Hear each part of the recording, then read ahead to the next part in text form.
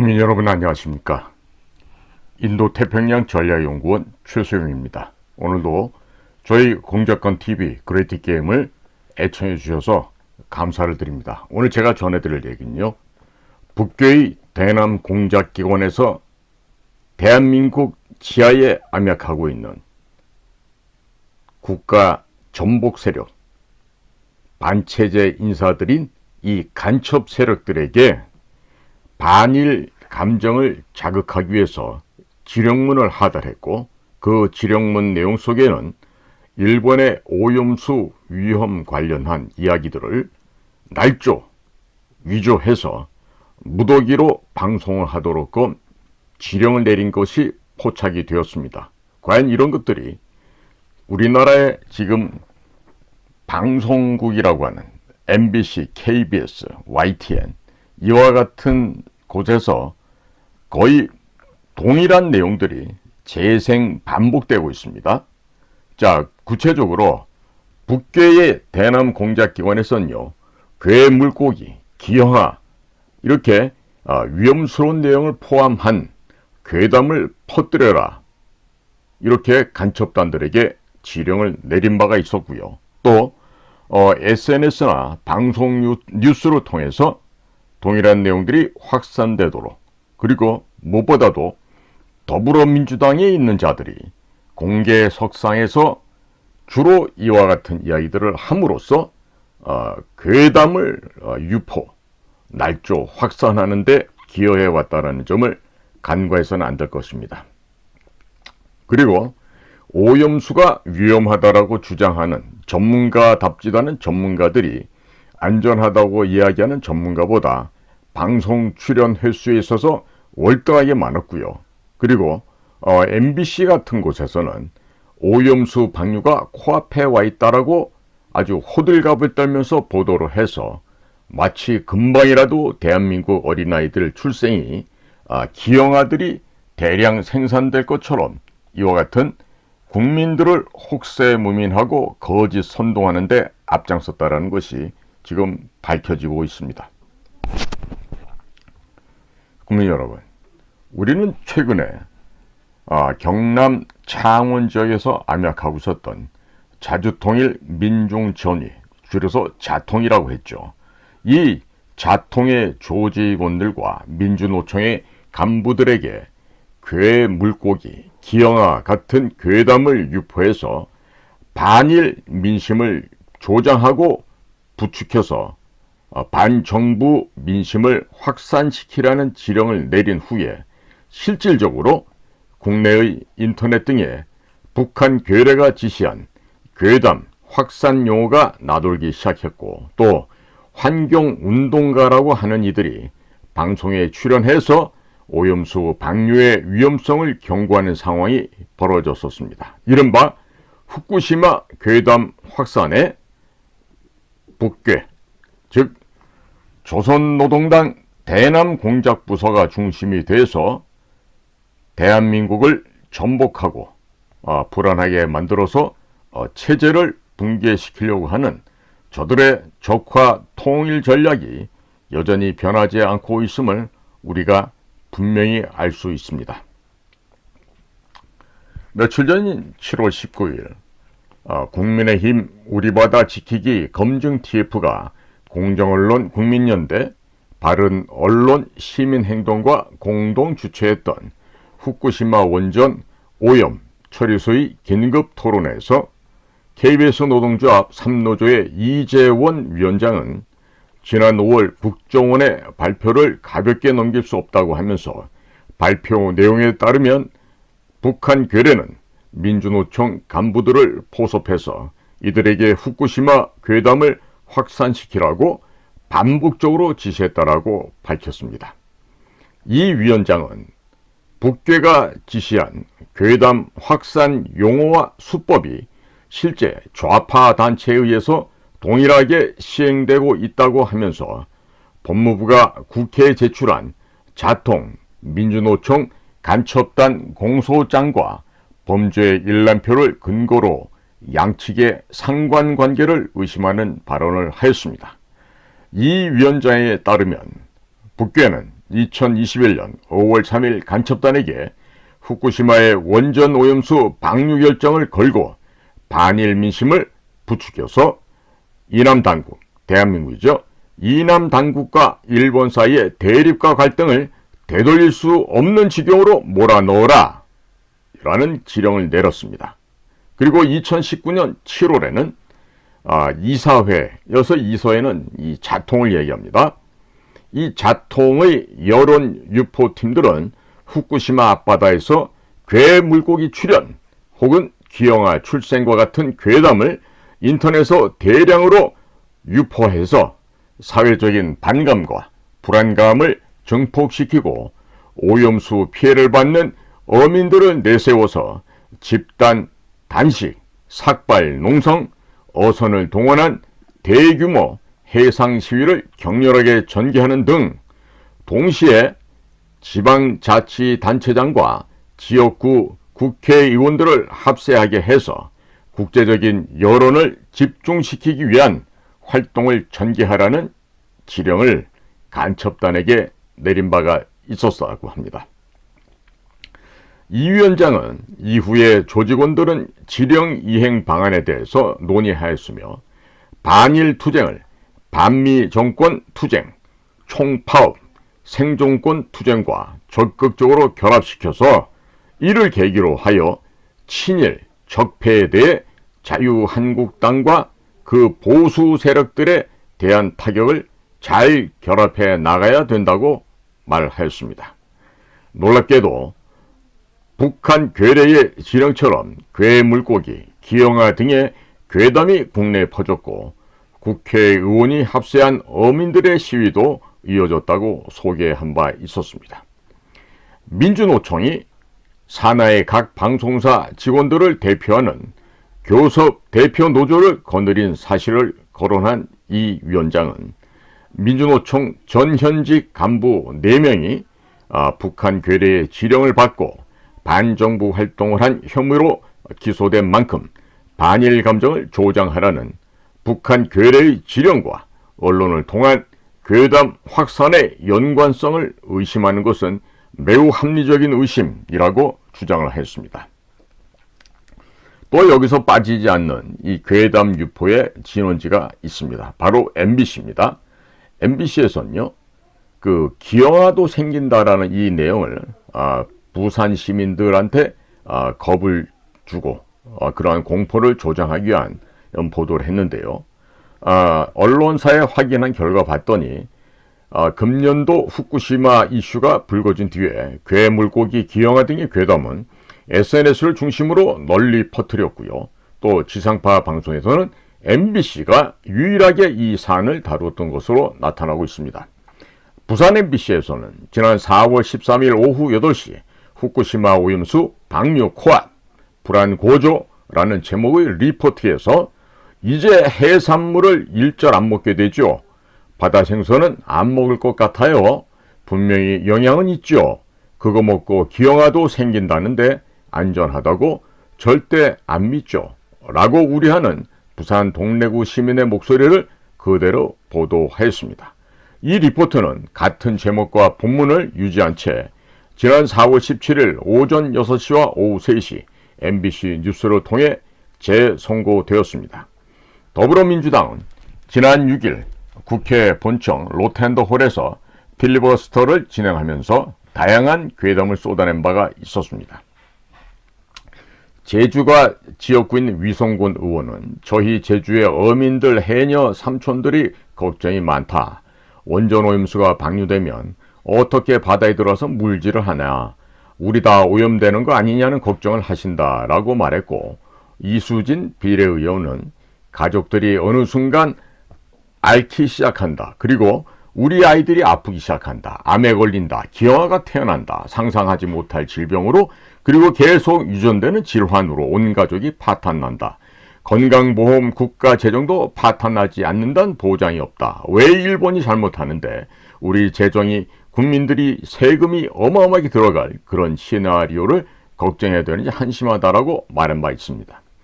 또 지난 5월 달에는 더불어민주당 공식 홈페이지 게시판에서 후쿠시마 기억 물고기 사진을 활용하라는 어느 네티즌의 글이 올라오기도 했었습니다.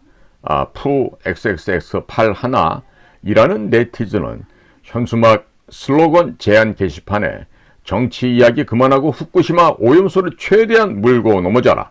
세상이 이 꼴인데 국민의 30%는 대통령이 잘했다고 한다. 그걸로는 안 통한다. 당장 내가 먹는 것과 관련되고 우리 가족과 연관된다면 사람들은 다를 것이다. 말이 아닌 눈으로 보일 것, 또한 사실일 것. 이와 같은 글을 올렸다고 합니다. 자, 이 글은 5월 28일 오전 10시 30분에 올라왔는데 현재는 삭제된 상태라고 합니다. 자, 이처럼 공영방송이라는 곳에서 괴담 확산에 주도적인 역할을 해왔었습니다. 이날 토론회에서는 공영방송이 괴담 확산에 주도적인 역할을 하고 있다면서 편향적인 출연자 선정과 편향적인 이슈 선정이 문제라는 주장도 나왔습니다.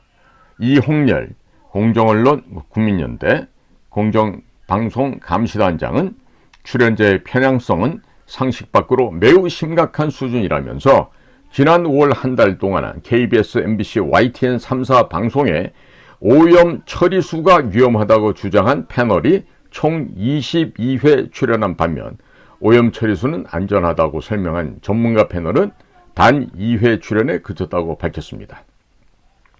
이어서 6월과 7월에도 각각 8회와 2회로 여전히 오염 처리수가 위험하다는 전문가가 더 많이 출연했다고 지적한 이 단장은 현재 공정방송의 기능이 완전히 붕괴된 상태라고 개탄을 하였습니다.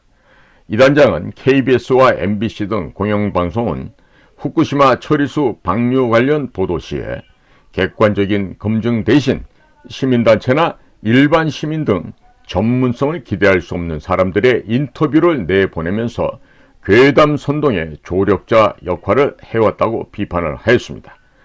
다만 이번에는 광우병 괴담 때와는 달리 과학자들이 참전한 데다가 광우병 괴담으로 인한 학습 효과 덕분에 면역력을 키워서 그나마 다행이라고 덧붙였습니다.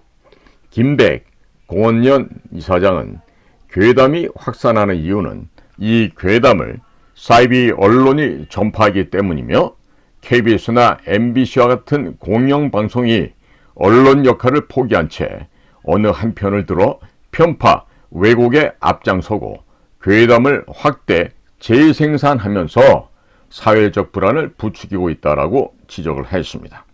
오정환 MBC의 노동조합 제3노조 위원장은 편향적인 이슈 선정의 심각성을 거론했습니다.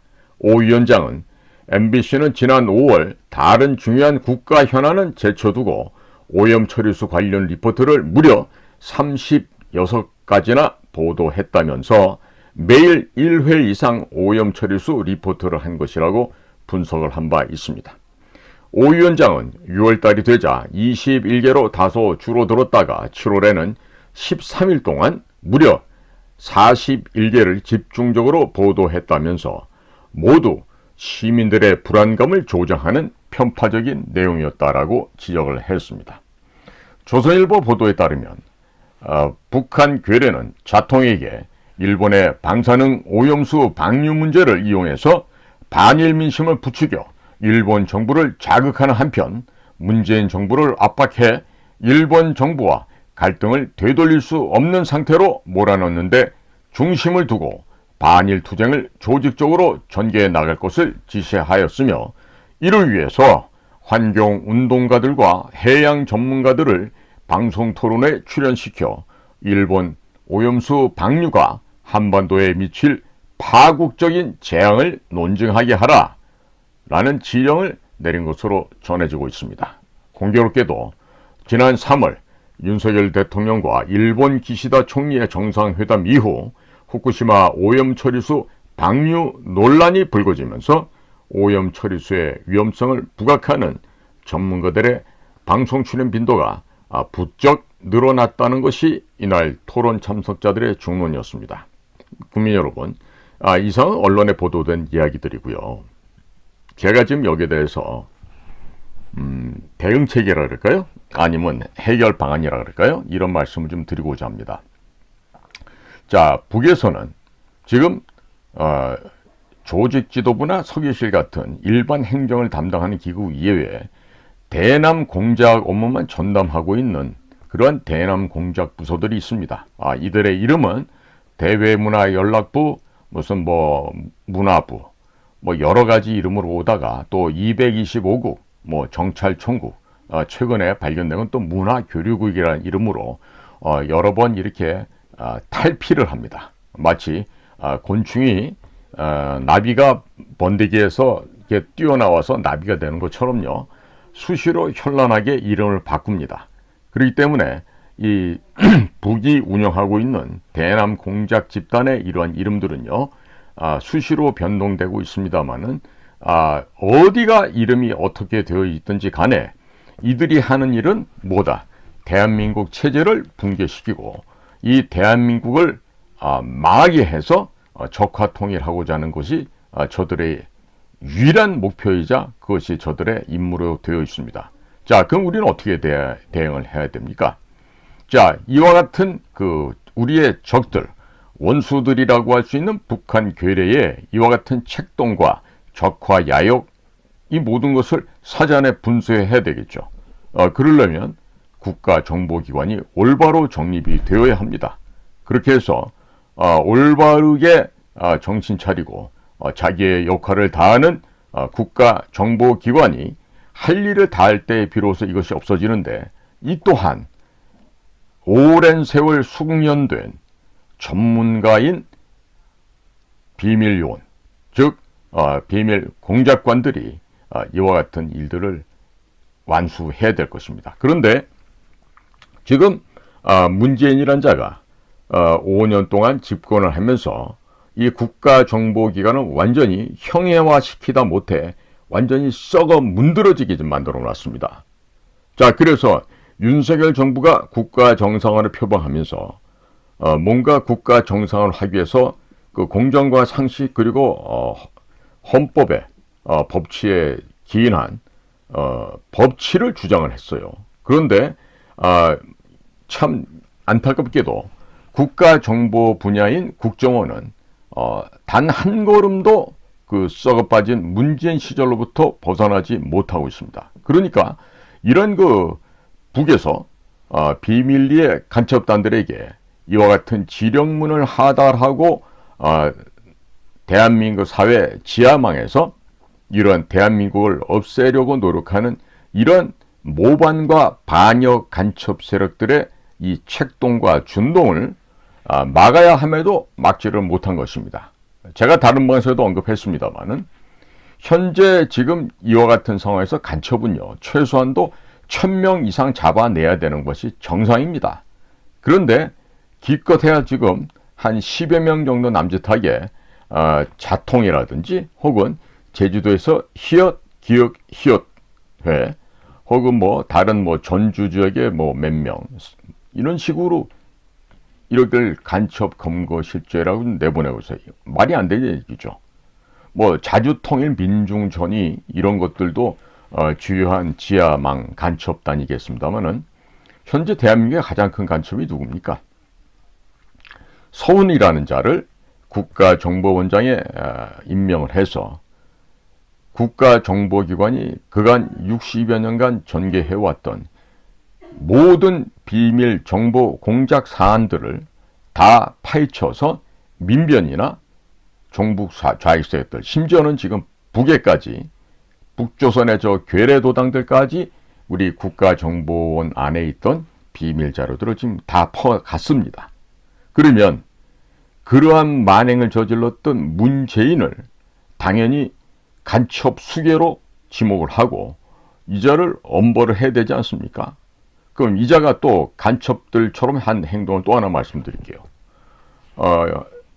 판문점 도보다리라는 곳에서 김정은이라고 하는 북한 괴뢰도당의 가짜 지도자, 이 김정은이라고 하는 이 악마, 이 악녀에게 대한민국의 중요한 산업시설과 보안대비책과 또 현금과 원자력 발전소 등 이 모든 자료를 USB에 꼭꼭 담아서 건네줬습니다.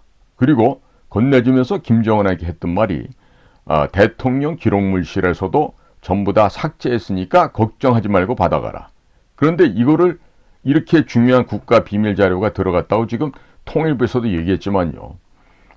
저도 또한 제가 우리 첩보망을 통해서 확인해 봤더니 이 USB 안에요. 정말 이 나라를 다 팔아 넘기려고 작정을 했습니다. 자, 이렇게 해서 넘긴 그런 자료를 현재 국가정보원에서 수사를 안 하고 있죠. 자, 거기다가 우리 그 요원들한테 공작 활동비라고 주는 돈이 있어요. 그게 바로 특별 활동비라는 명목으로 국가에서 우리 국정원 쪽으로 하달이 되고, 그걸 가지고 우리 대원들이 그 자금을 가지고 활동을 하고 합니다. 그런데 그 특별 활동비, 특활비를 가지고 김정숙이라는 여자가 도대체 옷뿐만 아니라 목걸이, 팔찌, 반지, 또 뭐 브로치, 아니 무슨 클레오파트라도 된 겁니까? 그렇게 사치와 향락에 그 돈을 써댔는데 그 당연히 불법적인 그 항목으로 쓰여진 거죠. 그리고 그 돈을 당시 서훈이가 국가정보원장으로 있으면서 비서실 직원들을 시켜서 그 5만 원짜리 신권, 만 원짜리 신권 이런 걸 갖다가요. 우리 보통 그 띠가 둘러져 있는 거 관봉이라 그러는데 그 묶인 채로 김정숙이한테 전달했다는 거 아닙니까? 이것도 조사를 안 해요. 자, 그 다음에 대한민국의 정보기관은 우리 국정원만 있는 게 아니라 우리 군에도 있어요. 그것이 바로 국군정보사령부입니다. 그런데 그 정보사령부에서 가장 훌륭하고 또 에이스 중에 가장 에이스였던 정규필 대령을 간첩으로 모함을 했어요. 그것도 국정원에 있는 자가, 심지어 정규필 대령과 20년 직이라고 하는 그 김 선생이란 자가 이름도 이영권이라는 가짜 거짓말로 진술서에다 써서 정규필 대령이 마치 어마어마한 간첩 행위를 한 것처럼 그렇게 진술서를 썼는데요. 자, 그것에 의해서 정규필 대령은 모함을 받아서 간첩으로 몰리게 되었고, 그 진술서 썼던 자는 그리고 나서 2단계를 진급을 합니다. 그래서 공직에서 가장 높다고 한 1급 관리관까지 진급을 하고 나왔어요. 물론 이제는 연금을 받고 있겠죠. 이와 같이 비겁하고 비루한, 그야말로 짐승만도 못한 자들이 국정원 안에 있었던 거예요. 아니, 이런 게 간첩 아니면 뭐가 간첩입니까? 아니, 정규필 대령을 20년 직이라고 하는 그 김선생이란 자가 우리 정대령을 갖다가 이렇게 모함을 해서 간첩으로 몰았어요. 그러면 이런 자야말로 데려다가 홀딱 벗겨서 두들겨 패서라도 진실을 갖다가 밝혀야 되는 거 아니겠어요? 그런데 아무것도 안 하고 있어요. 오히려 정규필 대령이 무슨 뭐 큰 죄라도 범한 것처럼 이렇게 몰고 가고 있어요. 현재도 재판 중에 있습니다. 그리고 우리 그 후배들 중에서 그 수사관으로서 또 정보관으로, 공작관으로 아주 탁월한 역량을 발휘했던 우수한 요원들이 있습니다. 전부 다 고려대학교, 뭐 서울대학교 최하 레벨이 이 정도예요. 그러니까 이러한 능력 있는 유능했던 우리 후배님들을 다 진급단식이 쫓아냈어요.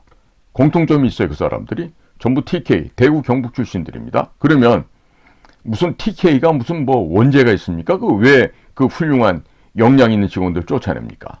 근데 지금 말씀드렸던 문재인의 김정숙의 정규필 대령 간첩 모른 거, 또 우리 후배들 진급 안 시키고 쫓아낸 거 보다도 더 큰 사건이 있었어요.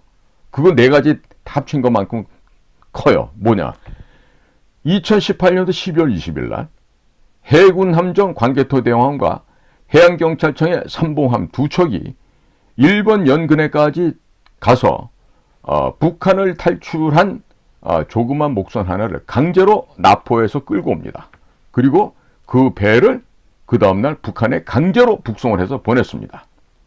봤더니 그 배경이 김여정이가 당장에 그 배에 타고 있던 자들을 잡아들이라고 하는 그 명령을 내렸기 때문에 그 명령에 충실했던 문재인과 국가안보실의 정의용, 또 국정원의 서훈, 또 국방부 장관의 서욱, 해군 참모총장, 동해안 함대사령관, 이런 자들이 일사불란하게 지시를 내리고 그 광개토대왕함이 가서 그러한 범죄를 저질렀어요.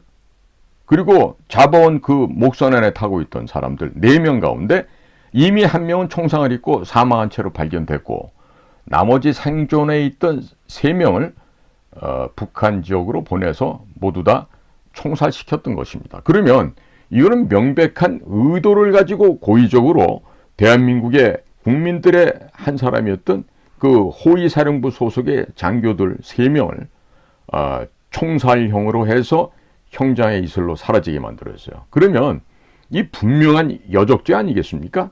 우리나라 국법에 여적죄는 어떻게 처리하게 되어 있습니까? 단심으로 하고 그 처벌은 사형을 시킨다라고 되어 있어요.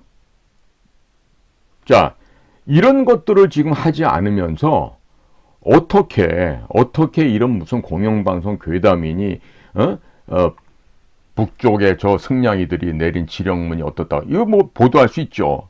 조사한 결과 나왔어요. 그러면 대책을 내놔야 될 거 아니에요. 대책을. 해결 방법을 갖고 와야죠. 그러려면 지금 북을요 때려 부셔버릴 수 있는 지금 절호의 찬스가 지금 왔어요. 자, 그런데 대통령이야 국가정보원장, 국방부 장관 그 누구도 북을 때려 부실 생각들이 없으신 것 같아요. 북한의 핵 위협에 대해서 미국하고 그 핵 협의그룹 뉴클리어 컨설터티브 그룹이라는 걸 만들어 놓고 지금 뭐 켄터키 함이 5회급 잠수함이 또 우리 부산항에 들어오고 했으니까 유사시에 우리는 북에게 경고도 주고 뭐 정권의 종말을 맞게 할 거다 이렇게 할 수 있는데 이건요 전부 다 수사법입니다. 레토릭. 말에 지나지 않아요. 그럼 실질적으로 중요한 건 뭐예요? 행동을 해야죠. 행동을 해서 북을 부셔야 됩니다. 이 지도상에서 없애버려야 됩니다. 그 방법이 바로 비밀 군사 작전이라고 할 수 있는 패러밀리터리 오퍼레이션입니다. 이 패러밀리터리 오퍼레이션은 말처럼 위키피디아에 나와 있다고 해서 할 수 있는 일이 아니에요. 그 일을 할 수 있는, 감당할 수 있는 요원들이 따로 있습니다. 제가 많이 압니다. 그런데 불행하게도 현재 국정원 안에서는요, 그 일을 감당할 수 있는 인원이 단 1명도 없습니다. 자, 그럼 어떻게 됩니까? 늘 제가 말씀드리죠. 육참골단, 읍참마속의 심정으로 현재에 있는 조직을 없애고 진정으로 이스라엘 모사드, 그 가운데서도 살인 전담한 키돈과 같은 조직으로 변신하지 않으면 이 문제를 해결할 수 없어요. 이 반일 감정 자극한 지령문만 중요합니까? 실질적으로 중요한 뭐죠? 북의 핵입니다. 그리고 생화학 무기들입니다. 거기다가 생화학 무기보다 더 쉽게 우리나라 국민들을 전염시키고 죽이는 방법이죠. 마약이죠. 마약. 벌써 이와 같은 마약들이 주변에 지금 창궐 하고 있습니다. 최근에는 대만 주소지로부터 발송된 그 소포물들이 발견이 되면서 우리 국민 여러분들 매우 불안하게 하고 있죠. 그런데 이거를 어디서 막아야 돼요? 관세청한테 다 떠넘기고 니들 일 잘해라 이렇게 두면 됩니까? 경찰과 국정원은 뭐하는 조직이죠? 그러면? 국군의 방첩사령부는 뭐하는 조직이죠? 모든 것이 유기적으로 결합이 돼서 이 나라에 물샐 틈 없는 방벽을 싸고 또 그 튼튼한 방벽 안에서 외부로부터 들어오는 그런 혼합된 잘못된 물건들이나 극약이나 마약이나 혹은 탄저기과 같은 그 화학 무기들 그 원재료 이런 것들을 국내에 들어오지 못하게 막아야 되잖아요. 하루 24시간도 부족합니다.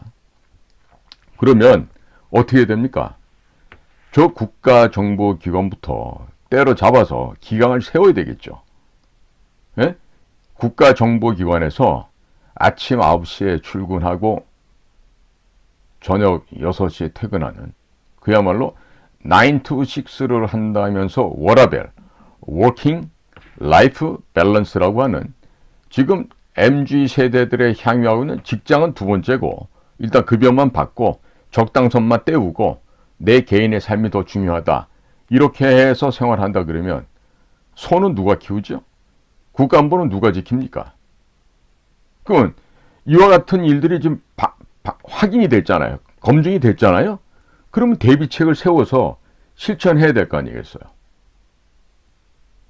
지금 외교안보실 같은 경우도 보면 제가 듣기로도 우리 조태용 대사님이 지금 국가안보실에 실장으로 와 있는데 그 양반이 안 보여요. 그 1차장이란 김태호란 친구는 이 나라의 국정원과 기무사령부의 비밀 문건을 들고 나왔던 범죄자입니다. 근데 그 범죄자가 대통령 일정도 얘기하고 대통령 가는 데도 따라다니면서 뭐가 있으면 그 1차장이 다 얘기를 해요. 임종득 2차장은 그 군 출신인데 그거 뭐하고 있나 모르겠어요. 그리고 누구보다도 외교부 안에서도 매우 실력이 출중하다라고 인정받았던 그 조태용 대사가 지금 안보실장 하면서 어디 갔는지 보이지가 않아요. 이게 뭐가 끝발에서 밀린 건지 어떻게 된 건지 아니 외교안보실장이 말 한마디 않고 있는데 1차장이 나와서 다 하는 거야. 그 얼마나 나부되면 그렇게 1차장이 건방지게 나와서 안보실장이 버젓이 옆에 있는데도 그 안보실장을 뭉개버리고 뭐 내년에 무슨 뭐 비례대표자 하나 받으려고 그러나? 그런데 김태호 같은 사람은요 분명히 우리 국가의 비밀을 누설했던 자예요. 그게 지금 중국으로 가 있는지 북한으로 가 있는지 알 수도 없는데 자 그런 자를 벌을 안 주고 당장 이제 깜빵에 쳐넣어도 부족하죠. 그런데 버젓이 지금 대통령 옆에서 국가안보실 문제를 하고 있고 무슨 거기가 무슨 컨트롤 타워래요. 일도 안 해본 친구들이 무슨 컨트롤 타워입니까? 네? 며칠 전에 그 미국에서도 NCG 그 핵 협의 그룹 한다고 미국에 한 그 노련한 영감이 하나 왔었죠. 그 대할 때 그 파트너라고 생각이나 할 것 같습니까? 완전 애기처럼 본다고요, 미국에서는 김태우를. 근데 어디 협상할 사람이 없어요. 조태용 대사 정도 되면 사람이 연배도 있고 진중하고 또 국내에서도 실력 있는 사람으로 인정된 사람인데 그런 조태용 안보실장이 그 일을 주관해야지. 어떻게 한낱 그 학벌도 별로 좋지도 않은 친구가 무슨 인연으로 거기까지 간지 몰라도 안보실의 대표자처럼 이렇게 다니잖아요. 안 됩니다. 이런 식으로 가다가는요. 그러니까 제가 오늘 분명히 말씀드렸어요. 이와 같은 북한 대남 공작기관이 함부로 지령을 내리고 망동을 못하게 하기 위해서는요. 그들을 때려잡는 국가정보부를 강화시키고 대변혁을 해야 됩니다. 즉 재창설해야 됩니다. 그거를 못하고선요. 이대로 가지 않습니까? 그냥 매일 말로 떠들다 끝날 것입니다. 국민 여러분, 이렇게 이 나라가 능력도 안 되고 깜도 안 되는 사람들이 주요 기관에 앉아서 이렇게 나라를 제대로 못 지켜낸다면, 대한민국 체제를 수호해내지 못한다면 우리에게 남은 건 뭐죠? 그렇죠. 중국이나 북한 승냥이들 밑에 들어와서 발 마사지하고 걔네들이 시킨 대로 빌빌 싸면서 노예 생활하는 것밖에 안 남죠.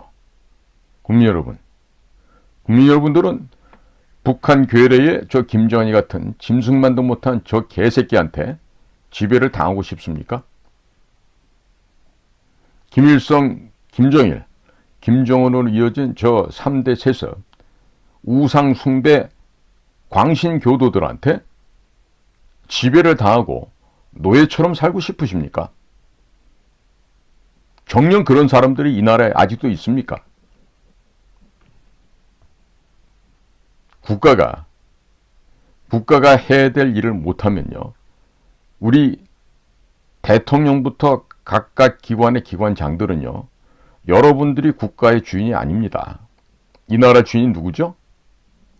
대한민국의 국민 여러분들입니다. 국민 여러분들께서 선거 투표를 통해서 여러분들에게 대통령직을 일시적으로 빌려준 거고 일 잘하시라고 장관들도 다 마찬가지죠. 그런데 대통령이야 모든 사람들이 나는 국민 위에 군림한다고 생각하고 헛생각을 하면요. 이 나라 큰일 납니다. 이 나라의 주인은 국민이라는 것을 잊지 말아 주시기 바랍니다. 오늘도 저희 공작관TV 그레이트 게임을 경청해 주셔서 감사를 드립니다. 저는 인도태평양 전략연구원 최수영이었습니다. 감사합니다.